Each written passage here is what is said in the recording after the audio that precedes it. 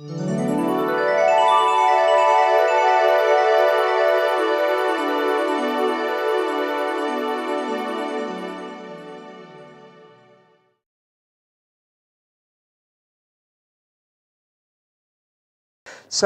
let me introduce our next speaker, get right to it.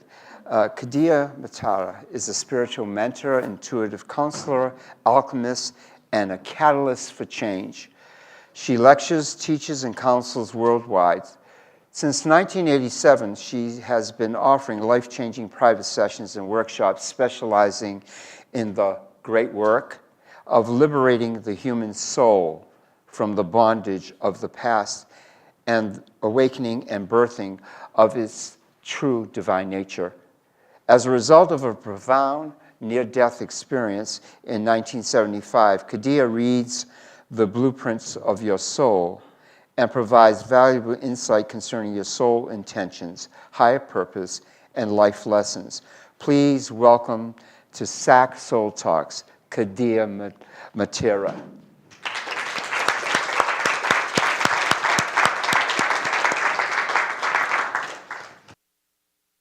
Oh, wow. This is a wonderful setting, wonderful places. I love the energy here, so welcome. First of all, I would like to just tell you a little bit about myself because I really don't know very many of you. So I started my spiritual quest back in 1966. I found myself with 3 babies. I was 22 years old and had 3 little kids. And I began to wonder if this was all there was in life. And I really began my seeking and questing at that time because I actually had a nervous breakdown after my 3rd child was born. And so I started reading. There was only a couple things out there, the Arancha book and Ruth Montgomery material. And so I began reading all of that and saying, yes, yes, yes, it feels like that's truth. My first big profound experience actually was in 1975. I was in a really bad marriage relationship, and I had a car accident, and I was in San Antonio, Texas. I woke up in the hospital, and the first thing I said was, I'm going to say a little bit of a bad word, was, oh shit, I'm not dead. And I didn't even know that I wanted to be dead. And so they sent all these doctors in to see what was wrong with me, and therapists, psychiatrists. Anyway, I was very badly injured. And so I said, I'm mad because I'm not dead. Somebody gave me a little Catholic novena card, if you know what that is, to a particular saint. And so I started praying to the Blessed Virgin Mary to die. And 3 days into this, I got my wish. I had a broken pelvis bone. Both of my legs were paralyzed, and I had major internal injuries. And so my prayer was answered, and I had a near-death experience. As I was going through the death tunnel, crossed over, and it sounded like angels were singing in the most profound not even music. It was like I was riding a sound wave through this death tunnel.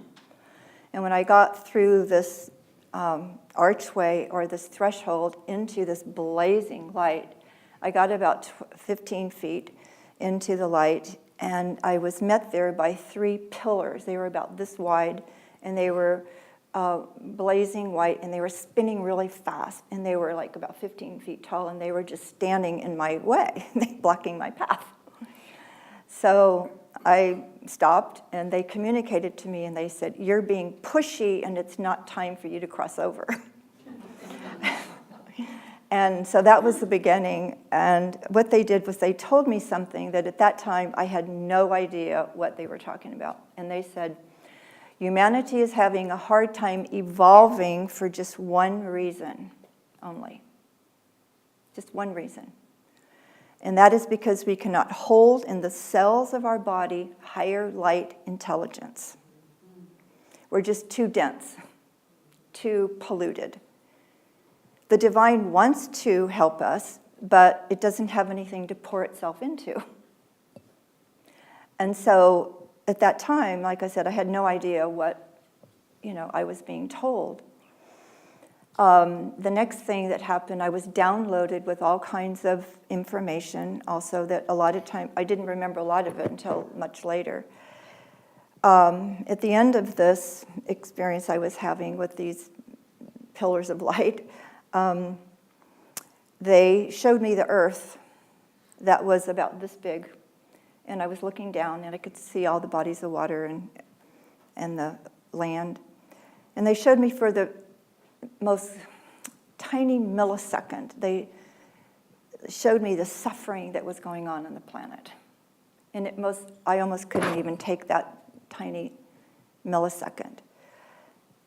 And something happened to me in that moment, and I knew that if I could help one person on that planet not suffer anymore, that my life would be worth coming back for. And the next thing I knew, well, it wasn't the next thing, because it took about 3 hours and for me to figure out if I was dead or alive. I finally realized that I was alive, and I began to feel my body. I got out of the hospital, my legs were unparalyzed, I was healed, I was out of the hospital in 9 days, walking with a little cane. And the doctor said, "We don't know what happened, just go away." That was in 1975. The next 7 years of my life were hell, total, as I began to, well, I didn't know even I couldn't talk to anybody. I was living in Texas, okay? And so I really didn't know what happened to me, but I was trying to integrate this consciousness, this energy. They said they had, the beings said that they were going to wire me to do this work. And so it took till 1982 before I ended up really having my next big breakthrough. So it was 7 years of I married my ex-husband. His brother was in the mafia, and they were threatening to kill my kids and kidnap them and kill me and everything. It was just really horrible for 7 years. And I was praying to the Christ. I was, raised Catholic, and I would kneel at the side of my bed and just pray the Our Father. That was the only thing that gave me any kind of peace. Or I was living in San Antonio, and I went to the Basilica there, and they had this big statue of Christ hanging on the cross, which I've never been attracted to Christ hanging on the cross. But I would kneel at the foot of that, and I would just pray for some help. And so, again, I got my prayer answered in 1982. He appeared to me. And it was another really life-changing experience. And he appeared to me, and he just looked at me. And I felt really ashamed, and I didn't want to make eye contact with him because I didn't feel worthy of him looking at me. And so I ended up trying to not, try to hide. Anyway, he looked right at me. I finally, surrendered. And the next thing that happened was it was like his eyes turned into vacuum cleaners. And it just went like that, and he sucked me inside of him. And that was my first experience of total oneness with God. It was indescribable. And I knew in that moment that that's what I wanted. My children, my work, men, money, how I looked, none of that, it just fell away. And I knew that none of that was important. And that feeling I was having in that moment was the only thing that was important. It was that oneness with God. And I made a vow to myself in that moment. And I said, I will do whatever it takes. I will do whatever it takes to have this. And again, not knowing what I was signing up for. So the other major thing that happened was, my life has been so blessed and strange at the same time. The next big download I had was in 2005, where I woke up in the middle of the night because my bedroom was full of light, and I couldn't see the furniture. It was just like total darkness, but my bedroom was totally full of light.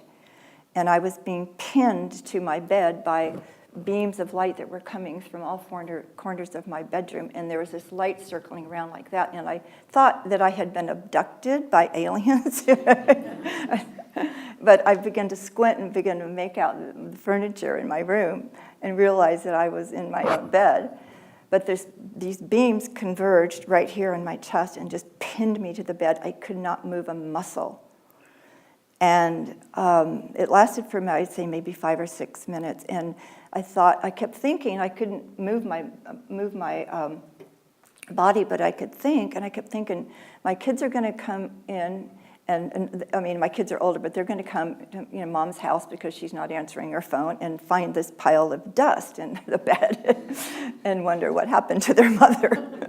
It was so hot, I didn't think I could handle it, Finally, it subsided when I said, whatever this is, I don't want it to take me off of this planet. I want to continue living. And then it subsided. Anyway, there's other parts of that story. But so that's kind of what brought me to do this work, to this mission that we're all on, this mission to birth the truth of who we are. I've studied alchemy and taught alchemy, studied all of the ancient wisdom and teachings, the Vedic teachings. And basically, they all say the same thing. That, they don't say the same things. Some of the teachings, the teachings that aren't, what I call totally pure, but all the major ancient teachings all tell us that we are the divine. Okay, the divine is inside of us, and that is our salvation, is to birth this truth of who we already are. Okay? This isn't something we have to seek or find. It's already in here. And so I try to simplify spirituality because it's very when I woke up spiritually, there was like no such thing as New Age or any of that. It was like, it just didn't exist. So in this trying to simplify it, I've come up with some ways of doing that. First of all, that there is the divine. You can call it whatever you want. It really doesn't care what you call it. But there's this mystery that created everything. And that mystery is inside of everything, or it would not exist, right? Okay. It's inside of the little ladybugs and the cockroaches and the trees and the galaxy, everything. The same thing is inside of it. So this thing is actually a 2-in-1. It's the yin-yang. It's God's will and God's womb.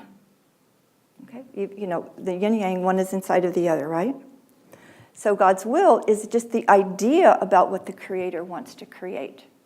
But there's no movement, it's just static. So God's womb is the mother, the divine mother. She says, I have a womb, I've got this. I'm going to take God's will because it's inside of me, and I'm going to birth it. So the divine mother births everything. She births God's will. So as her children, who are we?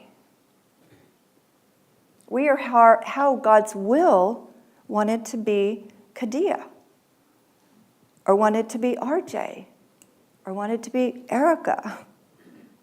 That is our true identity. We have no other identity except we are how that wanted to be us. So why aren't people being that in the world? If this is who we are, why aren't people just walking around being this true divine being that we already are? Because it is our only true identity. Anybody got an answer? And not my students over there. Fear. Yes, but where does that fear come from? The culture doesn't exactly support. It comes from this other thing that we think we are, which is the mind. The perceptions we have about reality in our mind. You see what I'm saying? This is who we are. We cannot be anything else. But then we have this mind out here, which is the mind, this false self, the separate self. The egoic nature is this thing. It's a concept of who we are. It has nothing to do with who we really are. It is just a construct that is there because of imprints, because of experiences, the experiences we have had. Fear, all experiences, whether, like RJ was saying, of what happened to him when he was at that graduation, that triggered something in his mind that was already there, or it would have just rolled off his back like a duck and it would not have bothered him. But because he had that self-worth issue, or whatever, it triggered it. You see what I'm saying? So our job is to be able to recognize that, when we're triggered and say, no.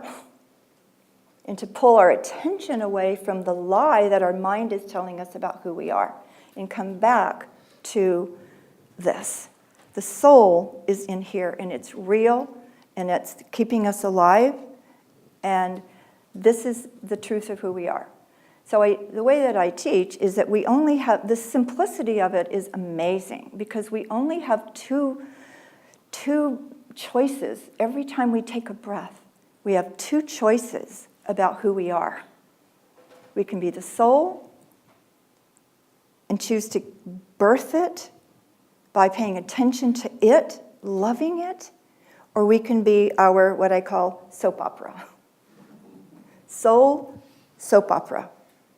Because we're creators. That's who we are. We are divinity incarnate here on earth. And whatever we pay attention to is the life we're leading. So if we're paying attention to this, then we're leading its life. And this is what the forces of ignorance and darkness want us to believe, do you see? That this is who we are. But we have a choice. And that is so empowering to know we can choose to focus on this amazing truth of who we are. I could talk about this for like days. So the mission here is to accelerate, our job is to accelerate this birth of the divine, because it's in here just in, not just, but it is in potentiality, do you see? But it's there, in potential, and some people call it the Christ consciousness, or there's a lot of names that you can, put on it. But right now, we're at the end of a cycle that started in 31,000 BC, the Kali Yuga. Has anyone heard of that? The Kali Yuga. And it's supposed to be ending around 2025. And right now, all the things that are happening on the planet that look so horrible and bad, and we were talking about all of the Trump stuff and what's happening with our government, it's supposed to be happening. It's supposed to be happening. Why? Because that's what the Kali Yuga is about. It's the darkest of the darkest of the darkest of the darkest before the new golden age. And so the reason all this chaos is happening is because there's so much light hitting the planet right now. Since it's 2012, the whole Mayan calendar thing, it wasn't the end, it was the beginning of this intense cycle that we're in right now. And this intense cycle is bringing up everything that needs to be healed, everything that's not working, all the patriarchal, ego, hierarchical energy that the system and culture that we've been living in that has denied the feminine, denied the Divine Mother especially. All of that needs to be exposed. And there's somebody that's doing a great job of that right now. Exposing everything that is not working. So we can have a choice, individually and collectively, to decide to actually evolve, to birth, to get in touch with this amazing, how the divine wanted to be us. Divinity incarnate, that is who we are. And that is my whole mission. I am very clear about what I'm doing on this planet. My job is to help wake people up and to help them look at or discover the misconceptions they have about themselves so that they can begin to get in touch with the truth of who they are. And then I do healing work, hands-on healing work, bringing forth divine grace. So I have just a minute or two left here. What I'd like to do is offer you a little divine grace, okay? And I'm going to say a prayer that I'm going to hand out or I'm going to give to you. I'll have it out there. I wrote this prayer back in 1993. So first of all, I'm going to read the prayer, and then let me just start giving you the grace right now. So everybody just be,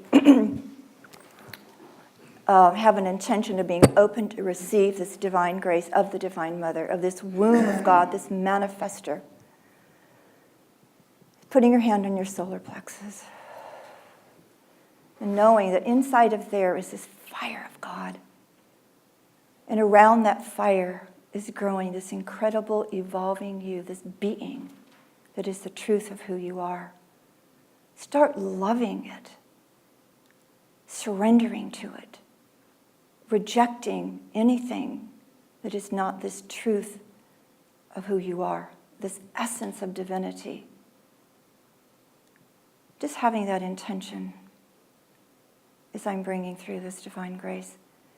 And I'm going to give you all a gift of working on you. If you don't want this to happen, you just say you don't want to receive it. But if you do, then I will work on you for the next 3 days, pouring this grace into you, into every cell of your body.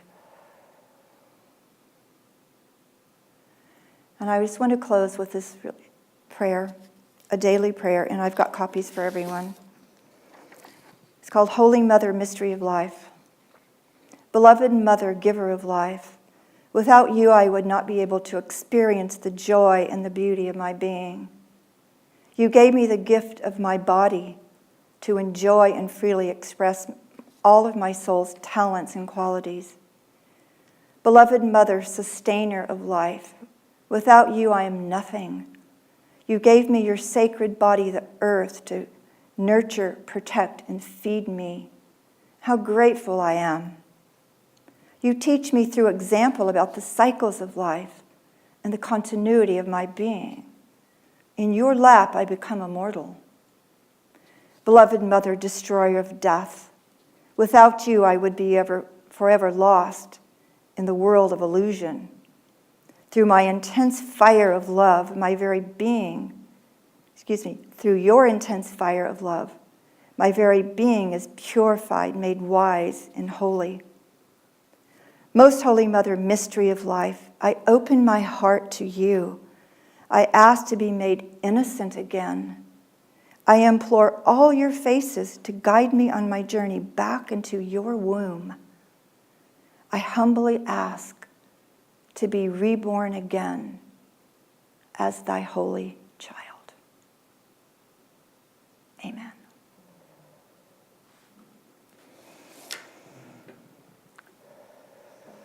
Thank you.